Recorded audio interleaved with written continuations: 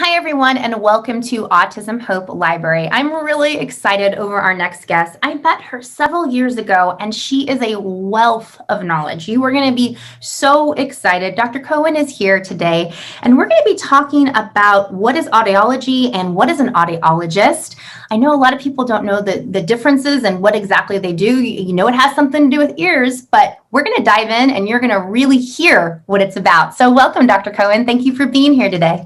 Thank you, my darling. Thank you for the invitation. I'm so excited to be here. I am so excited as well because I know so many of our kiddos, and when I say kiddos, and I say this every interview, it doesn't matter if you're 2 or 52, you are somebody's kiddo. So I know so many of our kiddos out there are having, sensitivities, and we're going to dive into that and why we need to find people like you that can really help us. So before we go over to that side, let's talk about what is audiology and what is and who is an audiologist? Like, what is the difference? Okay, so let's start that. That's a great place to start. So audiology is the science of basically hearing and understanding. So our ears are made of two major organs. There's one organ which is called cochlea, which is our organ of hearing. And then we have semicircular canals, which is our organ of balance. So audiology is the science that brings these two organs together and talks about the health of our hearing, understanding, and balance. Now, audiologists are of two kinds. Before year 2000, most of the audiologists hold a master's degree in audiology. So they had to go to school to get their bachelor's, and then it was a 3-year program for master's. After year 2000, we switched to audiology as a doctorate program. So a lot of those who used to hold a master's degree went back to school, either distance learning or in person, and studied for another 2 or 3 years, and they became doctors of audiology. But all the new students after that year, they had to actually get accepted to a Doctor of Audiology program. So now any Doctor of Audiology program is a 4-year program in person that students basically learn about the anatomy of the ear and the balance system, the brain, how the brain works in processing of the speech and communication sounds, and what do we do for treatment if there is a disorder.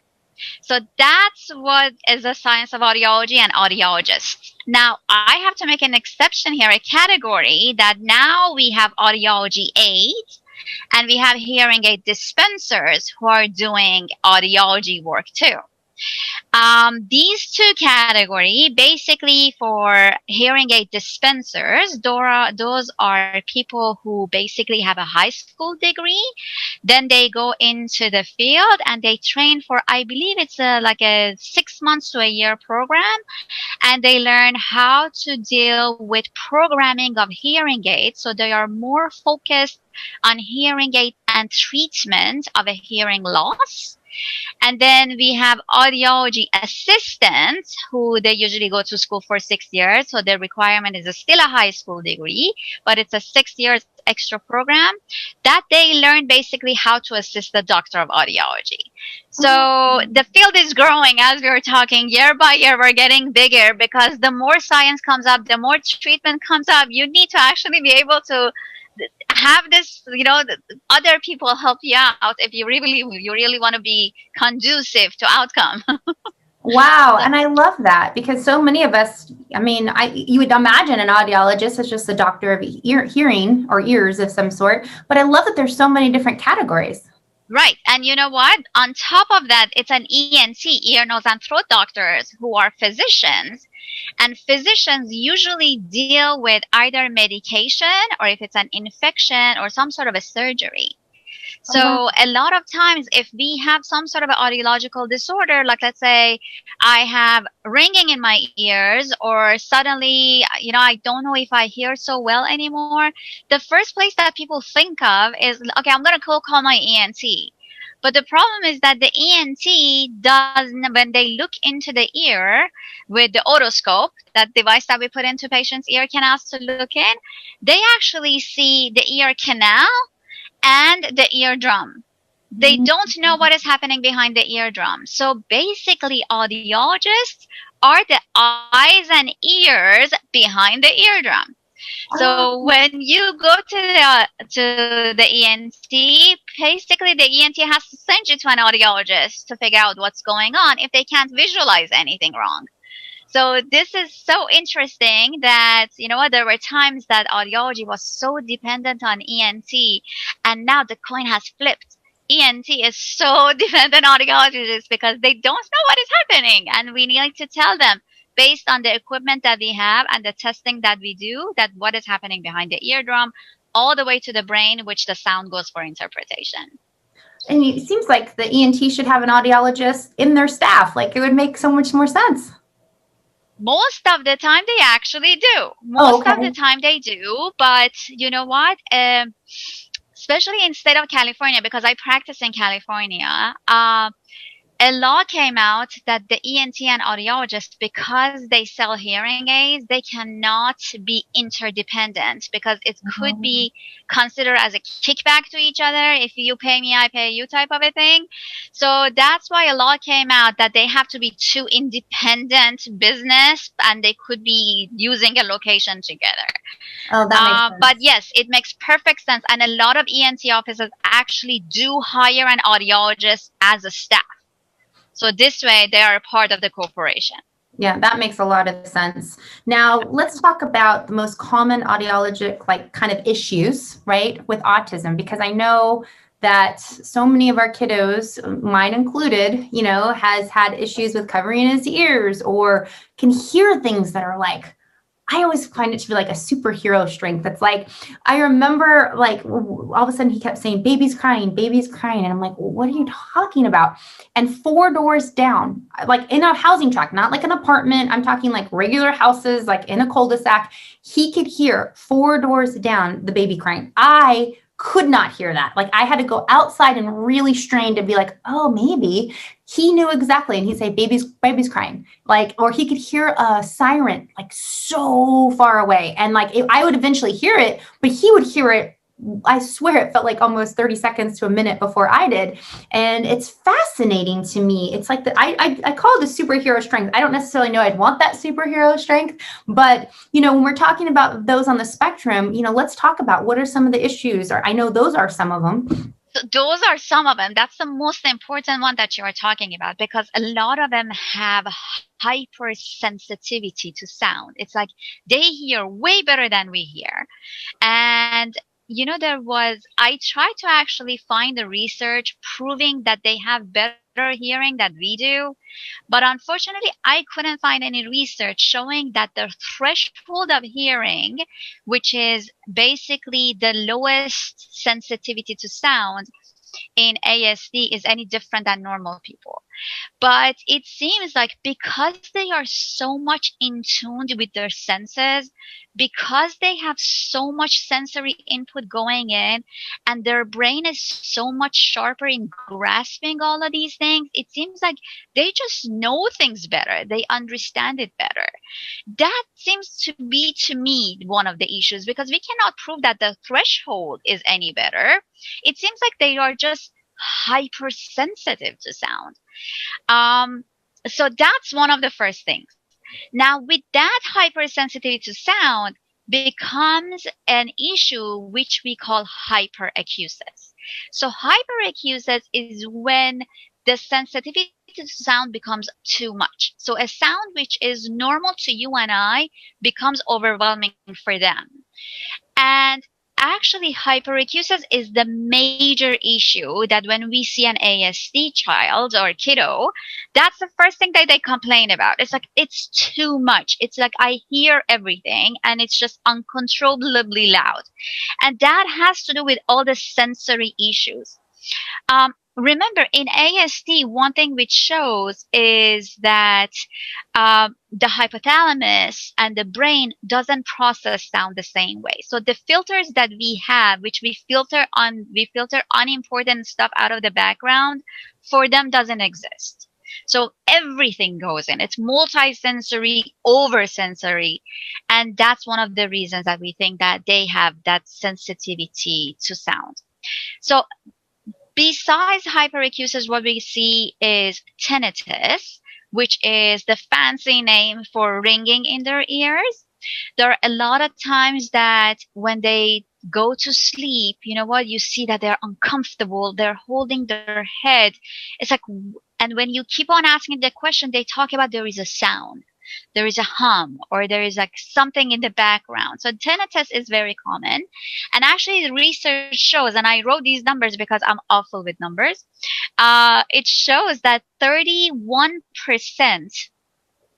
of mostly Asperger kids have tinnitus. So 35% in Asperger kiddos, we have tinnitus.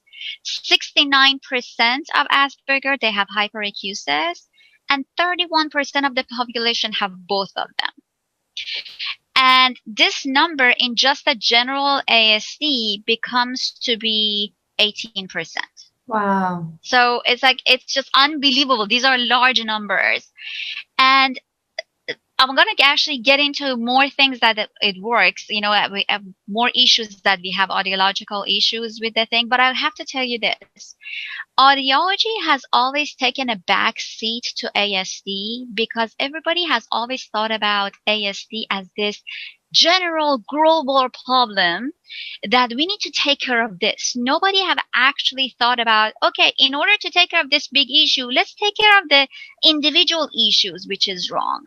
Let's address the individual issues, and then from bottom up approach, let's do it, and maybe we make a big impact on the top here.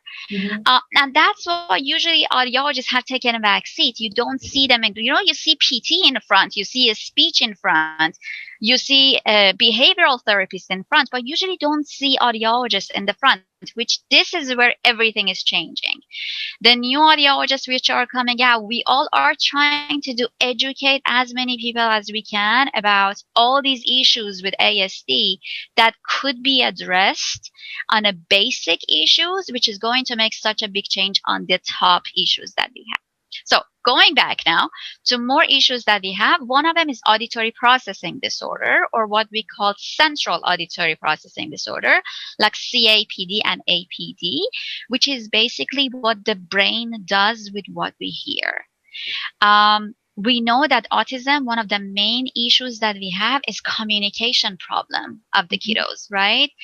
But when we talk about communication, they have to be able to hear us in order to communicate with us back. They need to hear, they need to process what you ask them to do or what you requested them to do or what, and they need to be able to verbalize it back, right? So if we have a kiddo who hears you per se, the loudness is good enough, the message goes through, but the message doesn't get processed, or the message is too complicated to get processed, or the message is in an environment of a background noise which is too degraded to get processed, how do we expect them to answer to us, right? So that becomes a communication breakdown and then a tantrum, and we think about, okay, you know what, this is just another tantrum of ASD, and nobody talks about, oh, this could be issue of the child or the kiddo not processing the information, right? So that's another thing. The other issue, audiological issue, could be the memory, working memory issues, because working memory basically is how much you hear, how much you hold in your executive function in the frontal lobe, and then how much you can process and give back. So it becomes a part of APD again, right? But most likely it happens to you say something and ask them, okay, what did I tell you? And it's hard for them to repeat back to you. So that becomes a working memory issue. What else can I tell you issues we have? Maybe processing of the information. Again, that falls into the category of auditory processing disorder, which, you know what, they categorize the information in the wrong categories. So again, if we want to talk about globally what are the issues that we have, it's hyperacusis, sound sensitivity, central auditory processing disorder, or APD. We have tinnitus, which is another major issue. We have two new disorders which are coming out, and I am excited to talk about them. There is one called phonophobia, which is basically being scared of sound.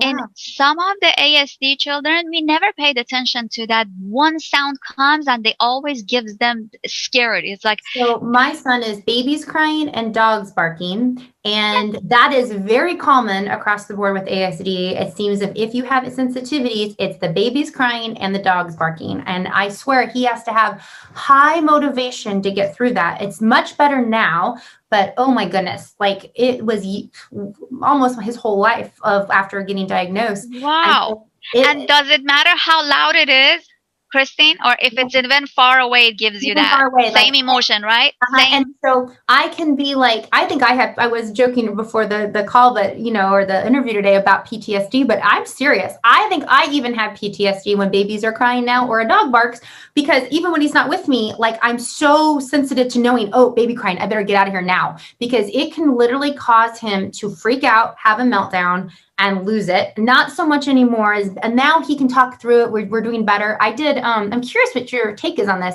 I ended up buying baby dolls that cried really loud, and like you'd have to soothe them, and then they'd laugh, and then they'd give a bottle and all that stuff. They make baby dolls now that look really real, so much better than when I was a kid. But so I bought 2 baby dolls for him that sounded very real. They feel real. They look real. And when I first gave them to him a little over a year ago, he did not like them whatsoever. And now they're on his bed. And I know it sounds weird to have an 8-year-old son with 2 baby dolls on his bed, but I purposely put them there because I tell him, like, oh, the babies are crying. You better give them their bottle. Like, oh, you better do this. And now he's doing this thing where he hears a baby crying. He immediately does this, but I almost feel like it's like a reaction now. And he'll first do this. And then I'm like, dude, like, what's going on? He goes, he just did this a couple weekends ago, cracked me up. I don't know where he got this from. Baby has pee diaper, change the diaper. But I also wonder, like, I wonder if, like, now that he has some experience, even though it's not a real baby, but it's his version of that. I'm not having a kid for him to get, practice over it, right? Nor do I want to do any babysitting. So I think this is about as close as we're going to get. But I think having this scene, okay, it's a baby crying, we give a bottle, we can change the diaper, we can rock them, they're tired, they're hungry, whatever. He can visualize now what that baby's crying, because before, I don't know, I can only guess, I don't know. Same thing with a dog. We bought a dog 3 years ago because he was definitely afraid of dogs. And I was like, well, what do you do when someone's definitely afraid of something? You got to get him through it. The first 2+ years, he did not, it was like, he wanted to be on that side. And I remember starting to feel really bad. I had people going, I'll take the dog. I'm like, no, you won't. We will get through this. And, but he, little by little, like, he's so much better. Like, now he helps feed, like, put her food in the bowl. He'll give her a treat. He'll literally walk up and kind of like pet her and be like, hi, Bella, I love you. Mwah, goodbye. Have a good day. And he'll walk away. Like, he has like this, I get you're here. There's your space. Here's my space. Now, here's the most fascinating thing of the whole thing. We'll be out now and he sees a dog and he doesn't freak out. And like, might say like, Bella barking. He calls every dog Bella now because that's our dog's name. But he literally used to, I would be afraid. He would like run and take off or like start violently getting upset. Now it's like, it's just a dog, no big deal. No big deal, he'll say. So, but it's fascinating. Like, those are the 2 things I'm doing, trying to get through it. What's your take on that for families that are? Number one, I think you're a behaviorist on your own. Good job, bravo. You dove into desensitizing him by actually bringing the dog home. Well done. You know what? I have always been a big fan of you and the way you treat Jack. And you know what? I've followed you for so many years, and that's why I'm here, because I'm a big fan of you and Jack's both and the improvements you have made. But yes, that's absolutely right. You did it correct, and that's exactly the best definition of phonophobia, because phonophobia, it's not a matter of how loud the sound is. Rather, it's what kind of a sound is. And that kind of sound increases all the limbic system in me. It's all flight or fight mode. And either I got to react or run away, the way you exactly said it. So that's the best example of phonophobia. Now, another example of the next disorder which just got introduced is misophonia. Misophonia is actually basically annoyance to one kind of a sound, but it's like, think about chewing. So misophonia got very famous when Kelly Ripa started talking to how annoying she reacts to her husband's chewing. So when Kelly Ripa started talking to it about it, everybody started, oh, what's misophonia? Let me Google misophonia. Let's see what it is. So suddenly misophonia became this big of a deal, whereas we knew misophonia what it was. So misophonia is especially one kind of a sound, and it's not only the sound. Sometimes it actually has even the visual input. If they see someone just chewing, even if it's no sound, they just get overexcited about it, and here goes the limbic system. Is that like the nails on the chalkboard? Like I feel like that too, exactly. I go automatically. I'm like, ah. Exactly. That emotional reaction to it is like, oh, I can't tolerate it. Yeah. That's exactly it. So that's misophonia, which in a lot of people are different sounds. Not necessarily it's chewing. As you say, it's like the thing on a chalk, or for me is like this ticking of the clipboards when when we are typing things. If there, I can never be in a room that 10 other people are typing, because it's just, for me, it's like you're pulling nails out. It's like, or pulling my hair. It's just very uncomfortable. So any type of a discomfort or emotional reaction to what kind of a sound, that is a misophonia. So in ASD children, we're starting to see all these things.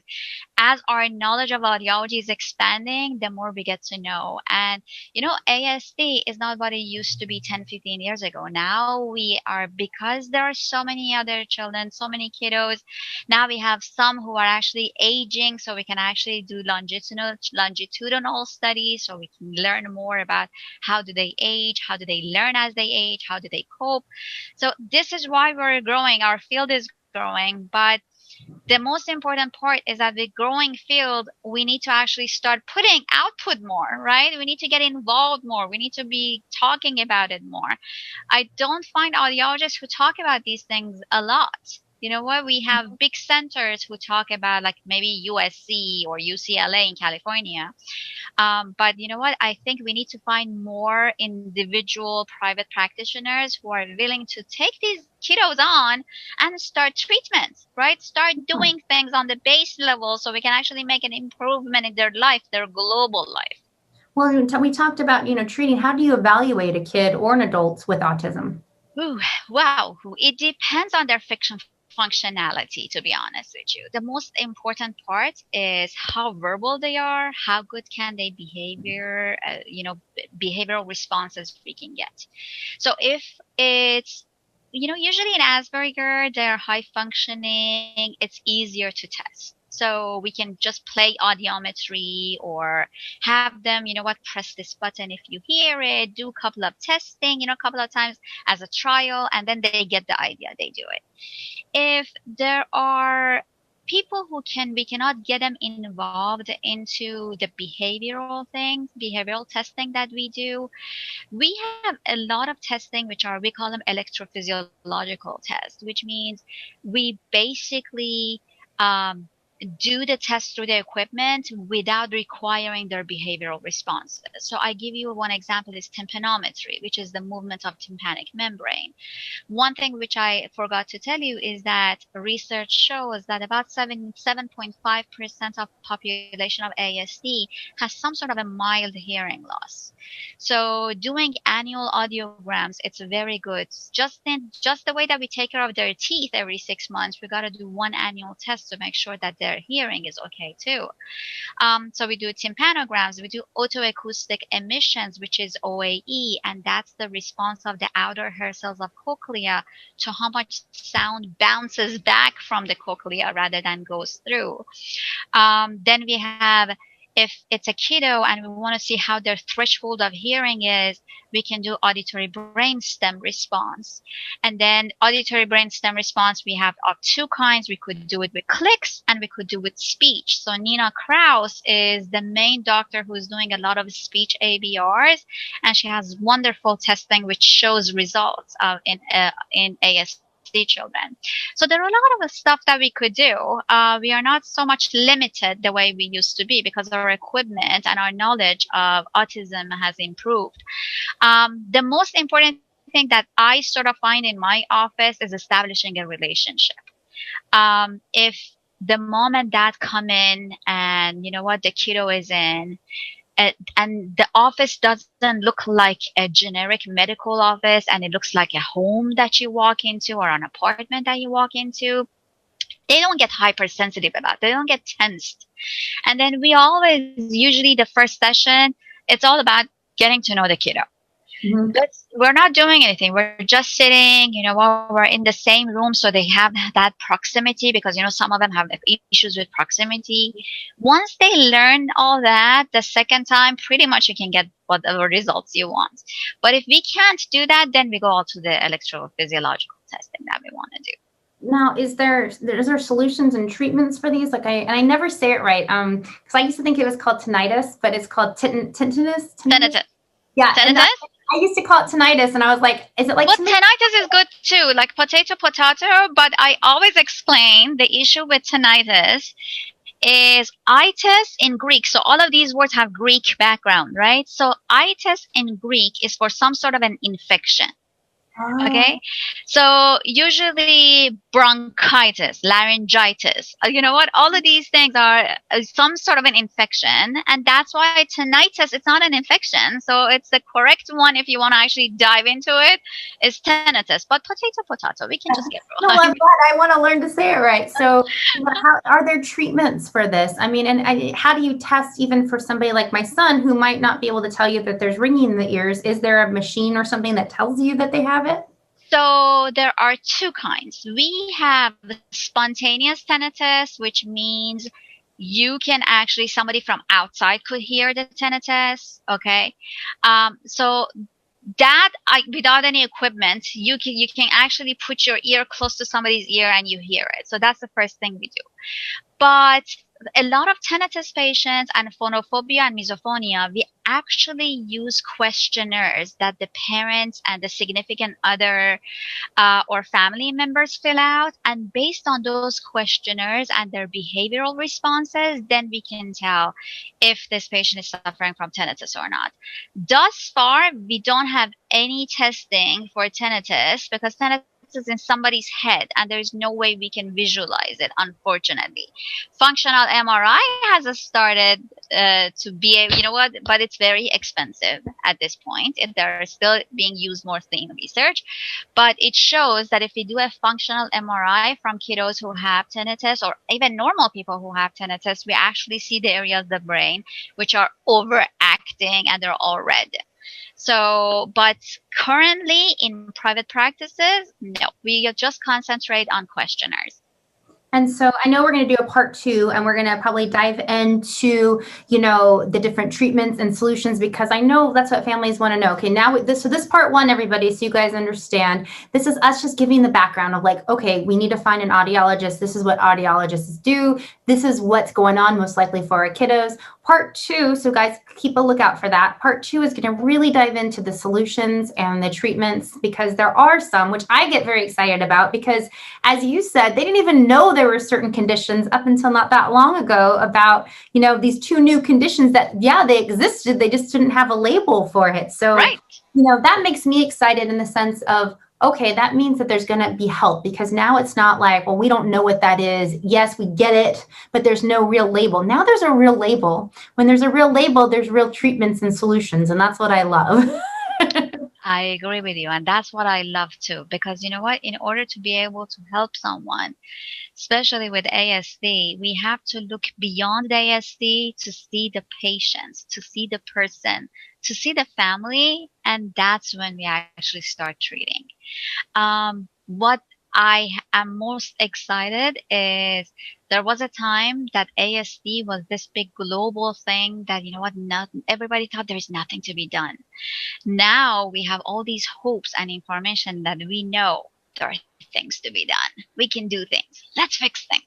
I love that. So I can't wait to have you back, because that whole talk, just so everybody knows, that whole talk is going to be about solutions and treatments of having, whether it be auditory processing issues, whether it be other things going on. Dr. Cohen's coming back, and she's going to give us some great tips, solutions, and how, if you are in California, where to find her. So for right now, where do people find, do you have a website? Can we share that with everybody? We have a website. Our website is called hearinglossolutions.com.